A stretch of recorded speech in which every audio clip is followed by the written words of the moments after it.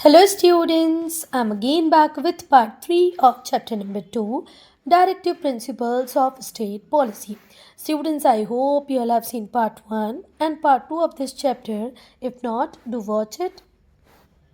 बेटा पार्ट 2 का जो वीडियो था उसमें हम लोग यहाँ तक डिस्कस कर चुके हैं. पार्ट 3 हम नेक्स्ट टॉपिक से स्टार्ट करेंगे विच इज़ फंडामेंटल राइट्स. हम फंडामेंटल राइट्स को पढ़ेंगे बेटा. तो जो फंडामेंटल राइट्स हैं वो एनश्राइंड हैं, लिखे हुए हैं कहाँ पर? हमारे कॉन्स्टिट्यूशन के पार्ट 3 में. हमारी जो रूल बुक है जिसे हम कॉन्स्टिट्यूशन कहते हैं उसके पार्ट 3 में एनश्राइंड हैं, लिखे हुए हैं हमारे फंडामेंटल राइट्स. ठीक है.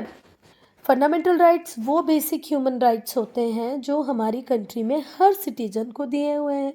बेटा ये वर्ड फंडामेंटल हमने इसीलिए जोड़ा है इन राइट्स के साथ जो ये बताता है कि ये जो राइट है ये बहुत ज़्यादा क्रूशियल है, बहुत ज़्यादा इम्पॉर्टेंट है. इनके बिना human survival next to impossible है. ठीक है. तो ये जो वर्ड फंडामेंटल है इसको एसोशिएट किया गया है राइट्स के साथ में और ये सजेस्ट करता है कि ये राइट्स बहुत इम्पॉर्टेंट हैं. ठीक है. इसीलिए हमने इन्हें सेपरेटली लिस्ट किया है कॉन्स्टिट्यूशन में. क्यों फंडामेंटल राइट को पार्ट 3 में जोड़ा गया? भाई कुछ ना कुछ तो इम्पोर्टेंस होगी और ये जो वर्ड फंडामेंटल है ये ही बताता है कि वो कितने इम्पोर्टेंट है, कितने बेसिक नेचर के हैं. भाई इसके बिना ह्यूमन सर्वाइवल मुश्किल है. हमारे कॉन्स्टिट्यूशन में हमने कुछ स्पेशल प्रोविज़न इस तरीके से भी किए हैं बेटा जिससे फंडामेंटल राइट्स को हर व्यक्ति इंजॉय कर पाए और उसे पूरी तरह प्रोटेक्शन दी जाए. मतलब अगर आपके फंडामेंटल राइट को कोई वॉयलेट करता है तो आपके पास प्रॉपर उसके अगेंस्ट में भी रेमेडीज़ हैं. फिर से ध्यान से सुनो. ये जो वर्ड फंडामेंटल है ये राइट्स के साथ जोड़ दिया गया है. ये इस बात का सबूत है कि भाई ये बहुत ज़्यादा क्रूशियल है, बहुत ज़्यादा इम्पॉर्टेंट है. इसीलिए इन्हें सेपरेटली लिस्ट किया गया है. कॉन्स्टिट्यूशन में स्पेशल प्रोविज़न बनाए गए हैं जिससे प्रोटेक्शन मिले. किसको? फंडामेंटल राइट्स को. इनके प्रोटेक्शन की पूरी गारंटी हो इसीलिए कुछ स्पेशल प्रोविज़न बनाए गए हैं. ये जो राइट्स हैं ये एनफोर्सेबल हैं बाय लॉ. जब हमने डायरेक्टिव प्रिंसिपल्स को पढ़ा था तो वो एनफोर्सेबल बाय लॉ नहीं है, पर जितने भी फंडामेंटल राइट्स हैं वो एनफोर्सेबल बाय लॉ हैं और इवन इन्हें गवर्नमेंट भी वायलेट नहीं कर सकती. समझ में आई बात? डायरेक्टिव प्रिंसिपल्स जो थे वो एनफोर्सेबल बाय लॉ नहीं है, उनके अगेंस्ट में आप किसी कोर्ट में नहीं जा सकते, पर फंडामेंटल राइट्स के अगेंस्ट में आप कोर्ट में जा सकते हो और इवन इन्हें वायलेट देश की सरकार भी नहीं कर सकती. बेटा हमारे वर्ल्ड में जितनी भी डेमोक्रेसीज़ हैं उनमें से ज़्यादा जो डेमोक्रेसी हैं उनमें सिटीजन्स को फंडामेंटल राइट्स अवेलेबल हैं. Most of the democracies in the world की ज़्यादा से ज़्यादा जो डेमोक्रेसीज़ हैं उसमें गारंटी दी गई है कुछ फंडामेंटल राइट्स की. अब सारे फंडामेंटल राइट्स सारी कंट्रियों के एक जैसे नहीं है. कहीं पर कुछ ज़्यादा राइट्स दिए गए, कहीं पर कम दिए गए हैं, पर समहाउ हर कंट्री ने अपने लोगों को कुछ फंडामेंटल राइट दिए हैं. ठीक है. अपने अपने सिटीजन्स को. इंडिया में भी आप अगर इंडिया के सिटीजन हैं तो ये फॉलोइंग फंडामेंटल राइट्स इंजॉय कर सकते हैं. पहला, राइट टू इक्वालिटी. बेटा राइट टू इक्वालिटी ये इंश्योर करता है कि कानून के सामने हम सब इक्वल हैं. मर्डर मैं करूं, आप करो, पीएम करें, प्रेसिडेंट करें, सबको सज़ा सेम ही मिलेगी. ठीक है. और हमारा कॉन्स्टिट्यूशन कहता है कास्ट, रिलीजियन के नाम पर, जात के नाम पर, धर्म के नाम पर किसी भी प्रकार का डिस्क्रिमिनेशन आपके साथ नहीं होगा, उसे रोका गया है. ठीक है. और अगर आप फिर भी करते हैं तो ये पनिशेबल क्राइम है. और हमारी कंट्री में इक्वालिटी ऑफ अपॉर्चुनिटी है. आपको नीट का एग्ज़ाम देना हो, आपको आईआईटी का एग्ज़ाम देना हो, आपको किसी भी गवर्नमेंट जॉब के लिए फॉर्म भरना हो, हम सब एलिजिबल है बेटा. हिंदू, मुस्लिम, सिख, ईसाई, बस हमें उस एग्ज़ाम में अच्छा परफॉर्म करना है फॉर सिलेक्शन. तो हमने इक्वालिटी ऑफ अपॉर्चुनिटी भी सबको दी है. Right to freedom. इसमें आता है कि आप भाई आपको स्पीच का, आपको बोलने का पूरा राइट है. आप अपने आप को एक्सप्रेस कर सकते हो. आपको फ्रीडम ऑफ स्पीच है, एक्सप्रेशन है. आप पीसफुली किसी जगह पे इकट्ठे हो सकते हो. समझ रहे हो ना? पीसफुल पर्पसेस के लिए आप इकट्ठे हो सकते हो, आपको कोई नहीं रोकेगा. आप इंडिया के किसी भी पार्ट में रुक सकते हो. है ना, जा सकते हो, घूम सकते हो।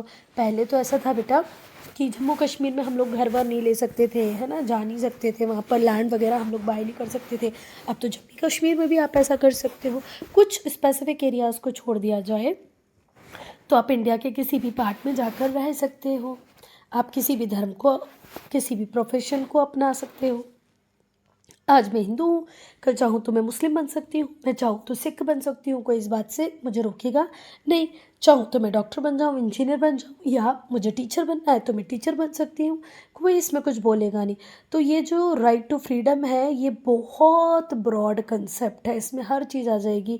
आप किस धर्म में रहना चाहते हैं, कौन सा ऑक्यूपेशन अडॉप्ट करना चाहते हैं, इंडिया के किस पार्ट में रहना चाहते हैं, क्या बोलना चाहते हैं, क्या एक्सप्रेस करना चाहते हो, इस सब की फ्रीडम आपको दी गई है। आप फ्रीली मूव कर सकते हो पूरी टेरिटरी में इंडिया की, है ना।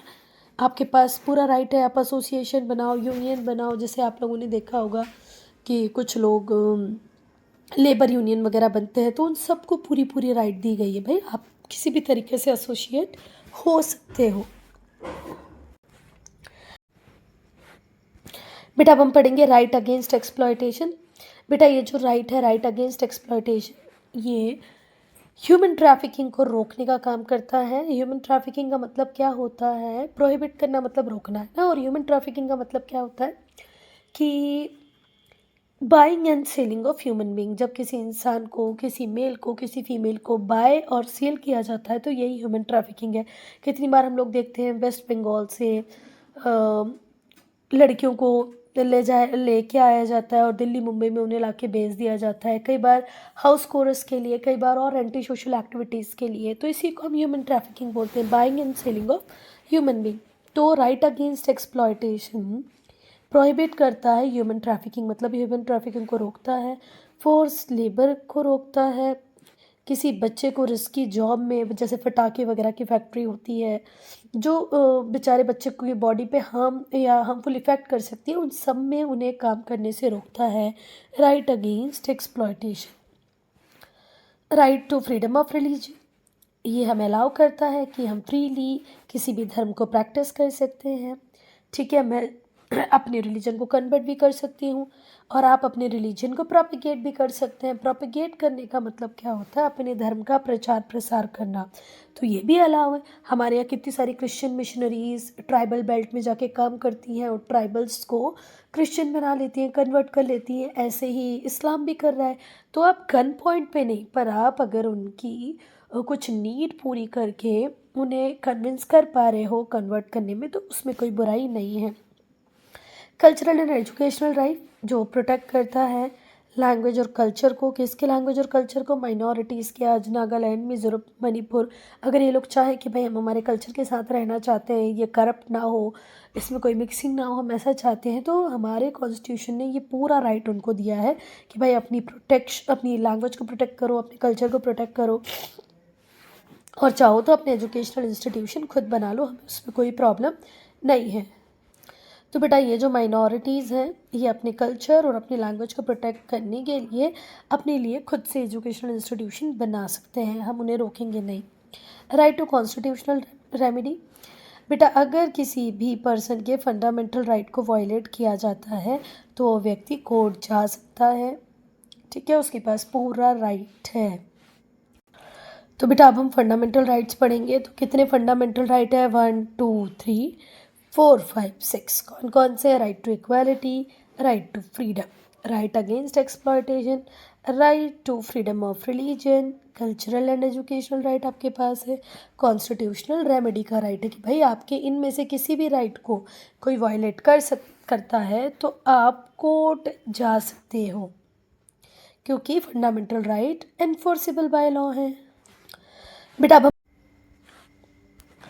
बेटा अब हम पढ़ेंगे fundamental rights and directive principles को। तो बेटा भले ही फंडामेंटल राइट्स हो या डायरेक्टिव प्रिंसिपल्स हो, इन दोनों का जो एम है, उद्देश्य है, वो यही है कि वेलफेयर स्टेट को क्रिएट किया जाए, जन कल्याण पे ज़्यादा ध्यान दिया जाए।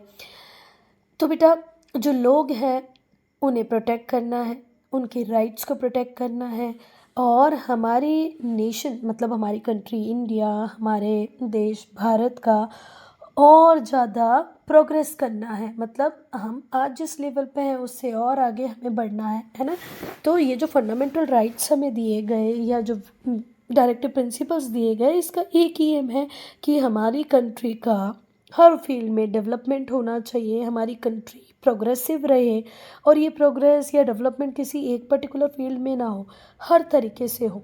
सोसाइटी में इक्वालिटी रहे, है ना, अनटचेबिलिटी जैसी कोई प्रैक्टिस ना हो, इकोनॉमिक इक्वालिटी रहे, ऐसा ना हो कि रिच सारे रिसोर्सेज को एंजॉय कर रहे हैं और पुअर बिल्कुल परेशान है। तो ये डिफरेंस ख़त्म हो जाना चाहिए। सोसाइटी में इक्वालिटी हो, इकोनॉमिक प्रोग्रेस हो, पॉलिटिकल फील्ड में भी हम आगे की तरफ काम करें। खैर बेटा, पॉलिटिकल फील्ड में तो हमने बहुत कुछ अचीव कर लिया है। हमारी कंट्री में हर 5 साल में इलेक्शन होते हैं और रूलिंग पार्टी हारती है, जो अपोजिशन होता है वो जीत जाता है। इट मीन्स पॉलिटिकली तो हम बहुत अच्छा कर रहे हैं, बस हमें इकोनॉमिकली और सोशली थोड़ा और करने की ज़रूरत है। तो ये जो फंडामेंटल राइट्स हैं और डायरेक्टिव प्रिंसिपल हैं, ये हमारे नेशन के प्रोग्रेस में बहुत काम आते हैं। हमारे नेशन की सोशल, इकोनॉमिक और पॉलिटिकल फील्ड में जो डेवलपमेंट हो रही है, इसमें इन दोनों का एक इम्पॉर्टेंट रोल है। अच्छा, ये दोनों एक दूसरे से अलग हैं कुछ तरीके से, जैसे कि जो फंडामेंटल राइट्स हैं वो एनफोर्सेबल हैं, एनफोर्सेबल बाय लॉ है।